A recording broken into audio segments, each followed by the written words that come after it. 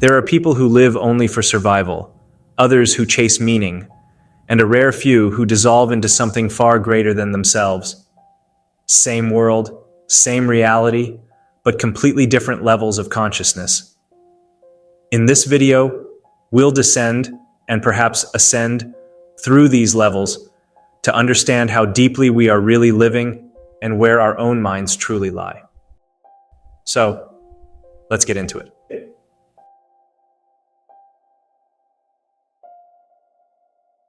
At the most basic level of consciousness, we are bound to the body, flesh, instinct, and immediate sensation. Here, awareness is not something separate or reflective. It is fused with survival itself. Hunger, movement, pleasure, and pain dictate experience. Life is lived in reactions, not reflections. Ken Wilber describes this as the infrared archaic stage, a pre-verbal state where the idea of a stable self has not yet fully formed. As one author summarizes, we have no sense of identity. Our communication is limited to muttering, and we communicate just to ensure our impending needs are met. At this level, a person is deeply entangled with their immediate environment. There is no distance between the self and the world, only stimulus and response. You eat when hungry, sleep when tired, react when provoked. The worldview is narrow, grounded entirely in survival. William James might describe this as a severely limited field of consciousness, where only the most urgent stimuli break through awareness. Higher reflection, deeper meaning, or abstract thought barely register. In modern life, this level often disguises itself in familiar ways. Think of social media feeds obsessed with appearances, fitness posts, luxury lifestyles, curated images of bodily success. Here, the ego equates happiness with physical comfort, attraction, and status. The deeper questions of life remain untouched. Friedrich Nietzsche captures the raw essence of this stage when he writes of our oldest human drives. Three elements principally: sexuality, intoxication, and cruelty, all belonging to the oldest festal joys. It is a stark reminder that beneath our polished identities lies something primal, something ancient, driven by pleasure, power, and impulse. The emotional tone here is immediate and unfiltered. Reactions are quick, often impulsive. Anger, desire, fear, these dominate. There is little pause, little introspection. And yet, as James reminds us, our normal waking consciousness is but one special type of consciousness. Even this raw physical mode of being is only a fragment of what is possible. You can see this level clearly reflected in digital behavior. Posts brag about physical achievements, muscles, parties, possessions. Content revolves around quick pleasure or fear, miracle health hacks, outrage clips, viral threats. Comments are reactive, personal, often aggressive. The language is simple, concrete. Look at my abs. This is insane. Watch out. Self-awareness is minimal. The focus remains outward, immediate, and bodily. This is where consciousness begins, not as wisdom, but as survival. And yet, it is only the first step.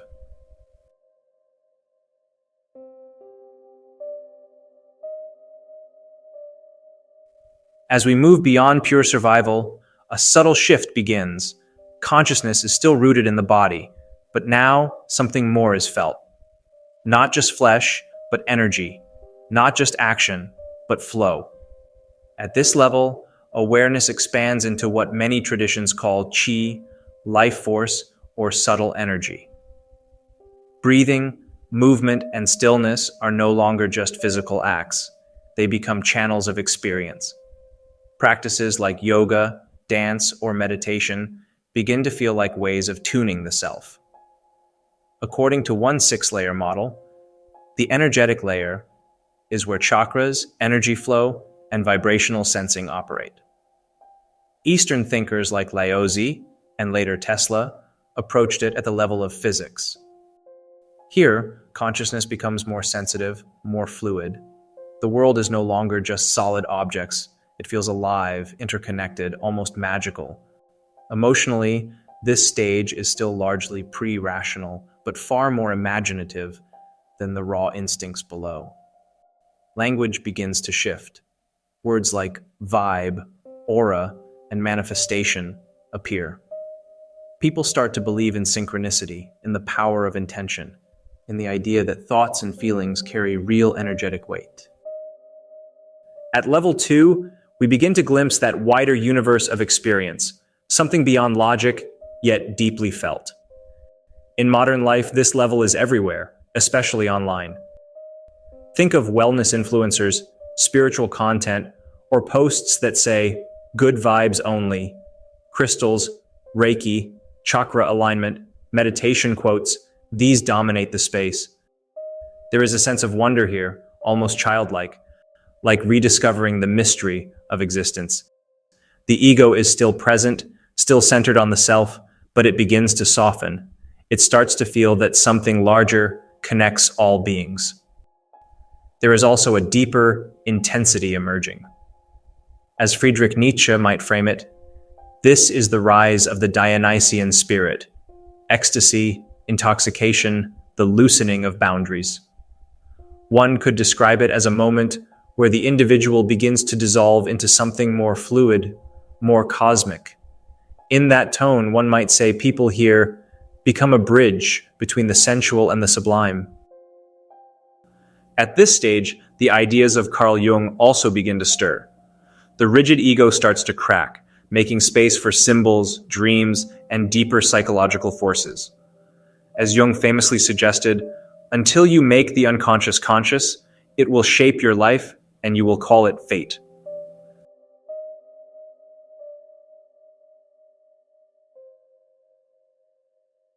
At this level, consciousness fully steps into the mind. Thought becomes dominant. We begin to think in language, form concepts, and construct a story of who we are.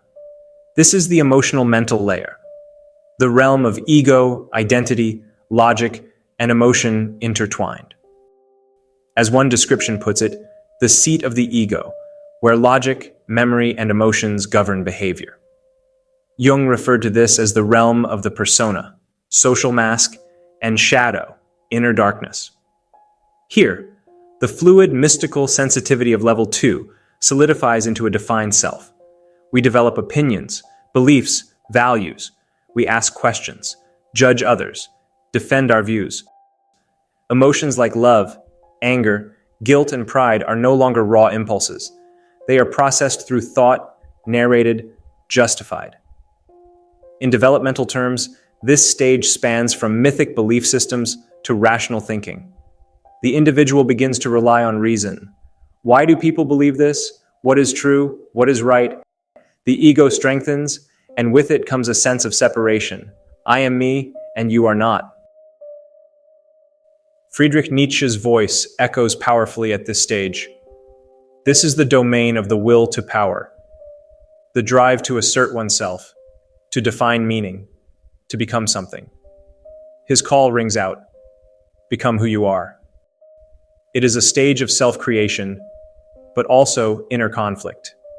Individuals often feel isolated, burdened by freedom, searching for purpose. One might hear echoes of existential defiance. God is dead, and I must create my own meaning. But beneath this strong ego lies tension. Carl Jung reminds us that the shadow always accompanies the persona. The parts of ourselves we reject do not disappear. They hide. As he famously warned, until you make the unconscious conscious, it will direct your life and you will call it fate.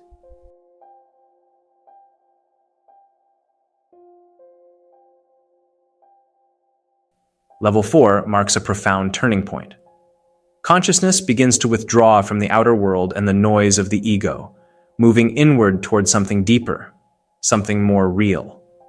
As one description captures it, begins the departure from ego, moving toward inner center. Here, one lives authentically, touches intuition, and remembers deeper layers. Jung called this the process of individuation. At this stage, the illusion of the persona starts to crack. We begin to see our social identity for what it is, a mask carefully constructed for acceptance and protection. And slowly, sometimes painfully, we start to let it go. This is not an easy process. In fact, it often begins with discomfort. Old wounds surface, repressed emotions rise. The parts of ourselves we avoided now demand attention. As Carl Jung stated, there is no coming to consciousness without pain. Level 4 is often marked by this confrontation with the self, but within that pain lies transformation. As we move through it, something shifts. We become more authentic, less performative, more aligned with an inner truth. Creativity begins to emerge, not for validation, but as expression. Empathy deepens, intuition sharpens. Life feels less like a performance and more like a journey. William James would recognize the importance of this depth. He argued that ignoring such inner experiences leads to an account of the universe that is incomplete. At level 4, this becomes evident. We realize that reality is not just external, but deeply internal. Practices often emerge here: meditation, therapy, journaling, art, solitude. People begin to speak of the inner voice, the heart's guidance. The Nietzschean call to become who you are transforms. It is no longer about assertion, but discovery. Social media at this level reflects that shift inward. Posts become more vulnerable, more reflective. I used to chase approval, now I seek peace. Facing my shadow changed everything. This art came from a dream I couldn't ignore.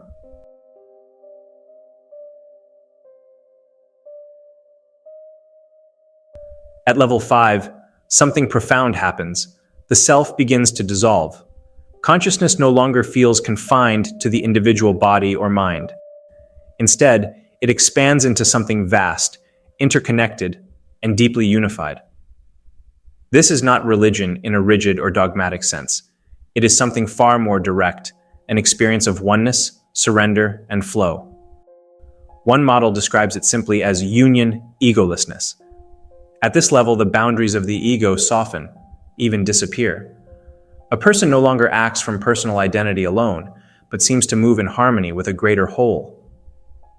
The separation between me and you, between subject and object, begins to blur.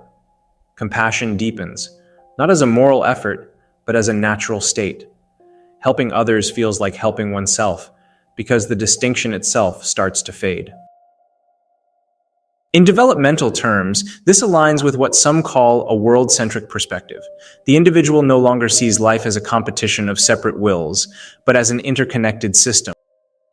As one thinker put it, the real transformation is moving from egocentric to sociocentric to world-centric consciousness. At this stage, the world is no longer a battlefield. It becomes a living, breathing unity. William James hinted at such states when he wrote that beyond our ordinary awareness lie types of mentality. In all their completeness, definite types of mentality which probably somewhere have their field of application. Level 5 is like stepping into one of those higher modes, what some traditions call mysticism, enlightenment, or cosmic consciousness. Unlike the argumentative tone of level 3 or the introspective searching of level 4, level 5 is about surrender. Friedrich Nietzsche's vision also transforms here. After dismantling old values, the individual becomes a creator aligned with life itself. His poetic words echo this transformation. I am a forest and a night of dark trees, but he who is not afraid of my darkness will find banks full of roses there. The darkness becomes depth, and from it arises compassion and insight.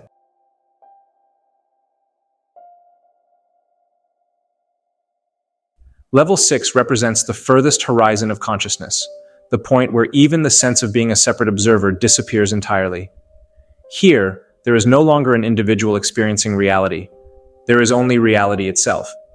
As one description puts it, no longer an individual, but a converging flow between all layers. Only pure energy remains, merging into the whole. Ancient civilizations referred to this as the axis holder, or deified being, not by religion, but by frequency of existence. This is complete union. The knower and the known collapse into one. Time, space, identity, all dissolve into a single boundless presence. Across cultures and traditions, this realization has been expressed in different ways. Thou art that. I and the Father are one. All is Brahman.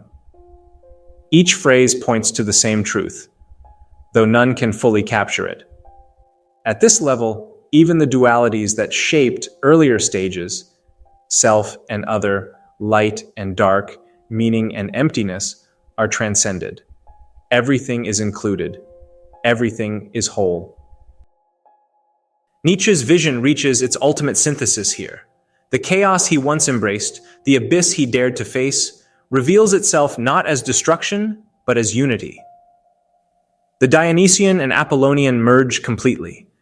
What once seemed like fragmentation becomes harmony. From an integral perspective, this could be seen as the highest realization, a state beyond logic, beyond perspective itself. There is a radical inclusiveness here, where all truths are held simultaneously. Wisdom and compassion are no longer separate. They are the same. In rare glimpses, we see reflections of this level in mystics and poets. Words become minimal, sometimes absent altogether.